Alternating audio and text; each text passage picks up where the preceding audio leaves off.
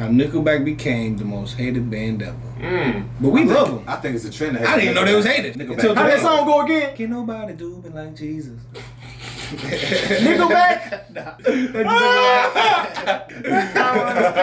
It go, how does it go? I'm finna sing it whole words, man. Forget all the Rockstar. That's not Nickelback, huh? What is this?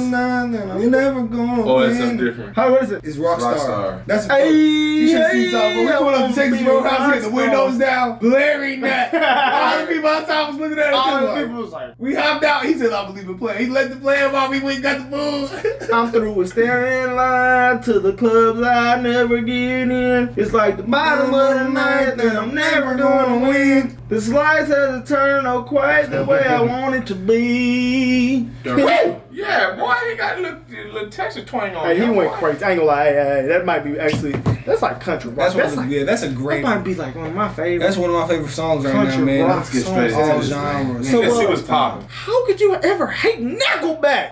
I didn't even know they was hated. It's trendy to hate Nickelback. Like what? Somebody was hating in the comments because they was like, bro, just say Nickelback was good. Shut your ass. Yeah, a lot of people was like, man, when we dropped the Five Nickelback things to video, say they to was the like, face. man, I don't, you can't just hate Nickelback because they make great music. I didn't know people hated them anyway. What they did? What did they do? That's what we're gonna figure out right here, guys. Let's go ahead and get Are into they it. buttholes? How did Nickelback come to be universally hated by everyone? Well, the hatred began with something completely out of Nickelback's control and was rather related to the opinion held by another popular public figure. In 2003, approximately 8 years after Nickelback was created, a comedian by the name of Brian Posehn would appear on a Comedy Central talk show titled Tough Crowd, during which he would make a joke about bad music making people violent before using Nickelback as an example. Bad music makes people violent. Like Nickelback makes me want to kill Nickelback.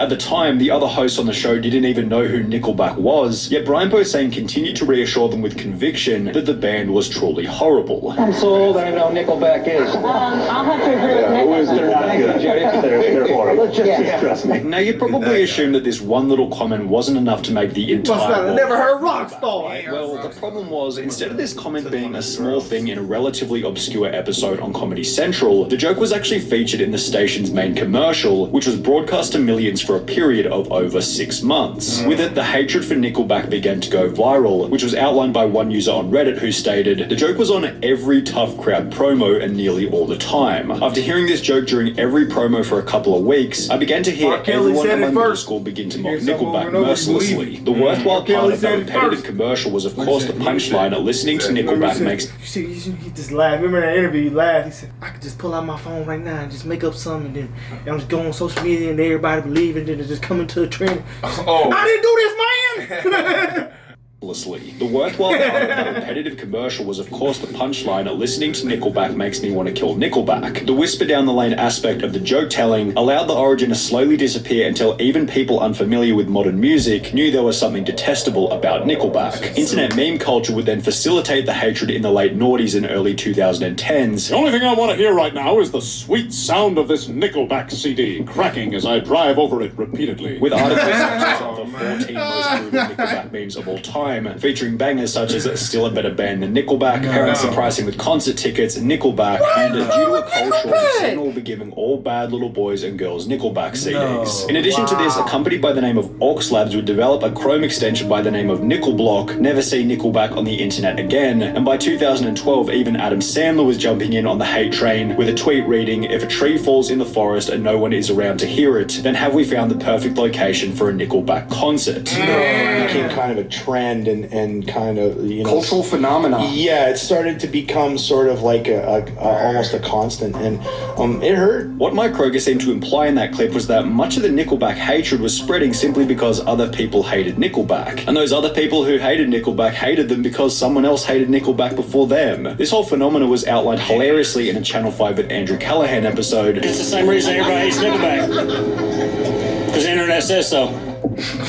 Yet this still feels kept like it too real. simple of an explanation. Good Why old did Brian America. Posehn choose to rip on Nickelback in the first place? Why didn't he choose a different band? Why was his conviction so strong that he attempted to convince the other hosts on the show of how bad Nickelback was? Well, perhaps it was one man. because he was being forced to listen to them against his will. In One man 2002, starts it just a all. year prior to Brian Posehn making his viral comment about Nickelback being terrible, the band's most famous song, How You Remind Me, was crowned as the most played radio song of 2002, and by 2009 it was crowned as the most played radio song of the decade, having been spun on air over 1.2 million times. Just to give you an idea about how crazy that number is, in 2002 there was never a given second on American radio that How You Remind Me wasn't being played on any one station. In the United States, at the time that the album came out, they say that at any given second in those days, that song was in play. There was never a moment in that year when it wasn't playing. Perhaps rather than hating the band for the music itself, people were sick of Nickelback being shoved down their throats by radio stations throughout the 2000s. While these days we consume music by choosing what we want to listen to on YouTube or Spotify, this luxury didn't exist in 2002. Unless you had a specific CD, you were at the mercy of whatever the radio decided to play, and with every station blasting How You Remind Me all day, every day, it seemed Nickelback was inescapable. While this must have been great in terms of exposing Nickelback to the world, perhaps it went a little too far. How many of you guys have unfollowed an influencer or a friend on Facebook because they post 50 different times per day? Or have you ever had a friend force you to watch a piece of media, whether it be a song, video, or movie, and because you didn't choose to watch it, it feels uncomfortable and you just want it to end? It seemed as though this is how the world felt during Nickelback's blow-up, as summarized beautifully in an article written about the band. The song became too big. It never stopped playing. It was everywhere. Its legacy is that it introduced people to Nickelback. In doing so, it became a signpost, a specific moment in time when you met the thing you hate. Now it's hated by association. Now, in order for the song to have been getting that much airtime in the first place, some people must have been enjoying it. Yet Mike Kroger would go on to state that much of the success they achieved as a result of the song would eventually turn into hatred. The time at which Nickelback began to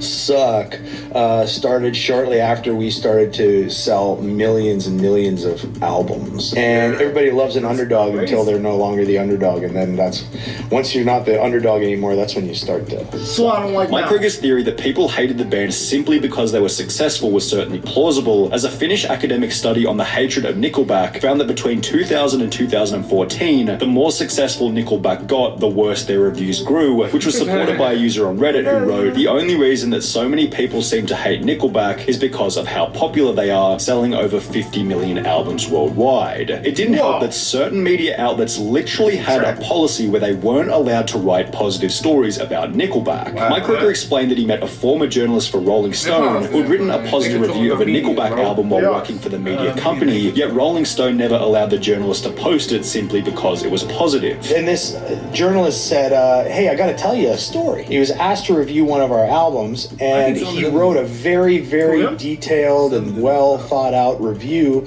of the album, and it was positive. He took it to his editor, and his editor just said, I'm not gonna print this, because we here at Rolling Stone are very anti-Nickelback. We do not like Nickelback. We can't write good things about Nickelback. And if this was the narrative being held by the media, it's hardly surprising to discover that there have been countless other negative articles on the band, although to be fair, some of them have certainly been a result of I told y'all Nick Cannon was a bad rapper. For example, in people told y'all Nick 2006, Cannon the was bad. Nickelback frontman was stopped by police for speeding in his luxury Lamborghini sports car. A breath test found he had nearly twice the legal limit of alcohol in his system. Along similar lines, in an interview with Playboy, Chad Kroger bragged about once having drunk 13 Corona beers in a row, stating that he can down a Corona in 5 or 6 seconds, although while their drinking habits along with their love for car chases, explosions and big boobs probably just made their audience love them even more, one thing that they would do in 2008 might actually qualify as the first thing done by Nickelback themselves to have a genuine impact on their reputation. In fact, this thing was so detrimental that the Finnish academic study we mentioned earlier anchored it as the main reason behind the band's poor reputation, and it began when they wrote a song by the name of Rockstar in 2005. 3 years after releasing the song, it was licensed to DFS Furniture for an advertisement, which was so terrible that it put a dent in the band's reputation. Nickelback's branding was, as mentioned previously, about metal, beers, and the same things Middle America likes. Therefore, licensing their music to a commercial that looked like this felt a little bit inauthentic. Now, we can probably all agree that it feels like a bit of a stretch to claim that Nickelback's worldwide hatred came about as a result of one relatively obscure furniture advertisement. However, according to the Finnish study, the issue, Antonin writes, is about the perception of authenticity. Rock critics like to think of themselves as protectors of originality, and they perceived Nickelback to be a bunch of sellouts, true to their money rather than the art. Perhaps it was less about them being in the background of a furniture ad, and more about them selling their music to the furniture ad in the first place. People perceive them as sellouts with zero standards. In addition to this, the Finnish study made the claim that fans were unhappy with Nickelback's perceived lack of originality. When you listen to Nickelback, you think a generic rock song not pushing the envelope. Nickelback is too much of everything to be enough of something. They follow genre expectations too well, which is seen as empty imitation, but also not well enough, which is read as commercial tactics and as a lack of a stable and sincere identity. The idea that Nickelback were hated for being a generic risk-free rock band has been theorized everywhere on the internet. In a Reddit thread attempting to discover how the band became so hated, one user wrote, "People hate Nickelback because they represent the idea that a record label can take any band, no matter how bad, and make them popular.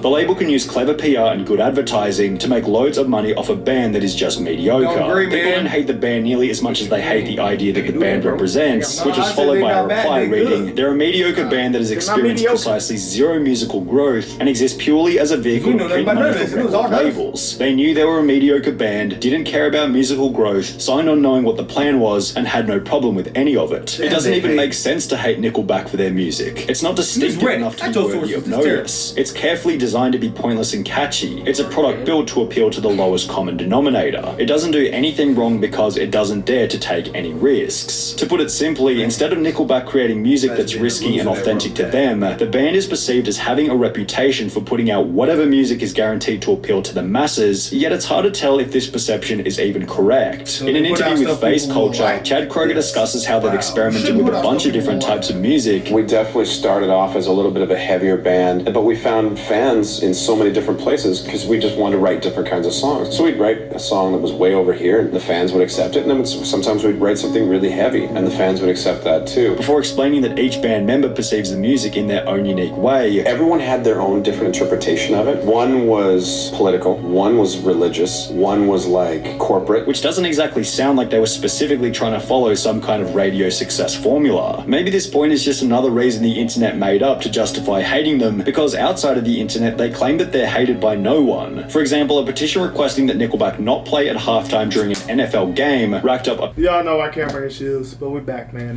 With this weird Nickelback hate. But, I mean, I'm gonna be honest, you know, when you hear a song on the radio over and over, yeah, it gets it's annoying. Yeah, we didn't hear that, so that shit's hard. I didn't hear it at all. I remember you. I love Nickelback. My first time hearing this was y'all. So, I mean, I don't know if I would've got tired of that. Hey, yo. I don't get tired of that one. Like maybe 10 years ago, Apple Music gave like everybody a free Nickelback album. That was YouTube. That was YouTube. That was YouTube? Oh, I thought it was Nickelback. You remember that though? You remember that? We said Nickelback. I thought, I mean, but no Ox Time would get pretty bad because that Ludacris song that my chick bad. Yeah, they was like that too. Oh my! I'm talking about every time I got in the car, but it was still hard. Yeah. They used to play Sierra so much, bro. Oh my god. Yes, what's that song? It's International Love. What they stuff? That Motivation with Lil Wayne and they played that song. That's why I like How to Love. They played How to Love so much. I hated that song. You know a song that I hate? What? I'm happy, clap along. Oh, I hate that song. No, the Rihanna song. Boy, get they was blowing that shit too. They was playing that song. Limit she had. I'm gonna put that to this day. You remember that song? You remember that? I'm up in the limit. Alright, let's get. I'm sorry. Okay, look, Nickelback. I heard that. You know what I'm saying? I'm rocking with Nickelback. I'm keeping 100. You gotta play the song. There you go.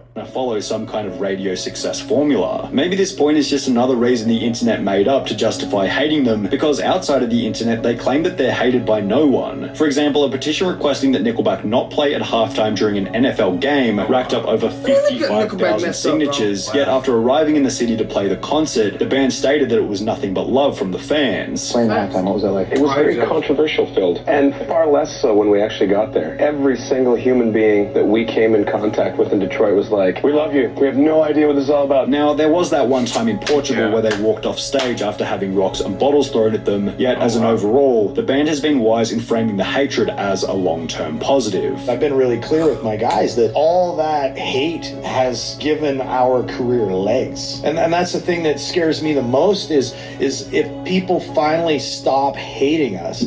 So is hate better than love? It's all the same. Yeah. Comes from the They're same still place. watching, still listening. Yeah. So for all you subscribers, who say, Spread you guys name. suck. I hate you guys' reaction. Well, thank you for the view, brother. You keep the lights on. I can very much see the point of that, though. You know, the I feel radio like they does trolling. overdo things. Yeah, a lot of people troll, but Nickelback's hard. Genuine opinion, guys. Like they're there. When I heard that, I don't even play rock music. Keep it 100. I was playing it by myself. My favorite rock band. Like I was genuinely playing this by myself, guys. Cool. It put me in the mood. I wanna be a rock star. Like, ugh. I heard that shit. We heard that shit in the club right now. We would turn up so good. yeah, We in our mode, we gon' tweet. Oh yeah, I did Marley's. Yeah, man. That would be so different. They do be playing that in Marley's, though. Yeah, but they do. But when I heard that She's Country in there, I just I turned up, boy. She's raging, caging. Yeah, that's baby too, bro. They felt that too different down here. That's me. Oh my god, man. Alright, man. Y'all let us know what y'all think about Nickelback. And hit us on Instagram. Let us know if y'all like this guy Sunny V2 videos. Look at his page. He has some good videos. And let us know what y'all want on there. We're gonna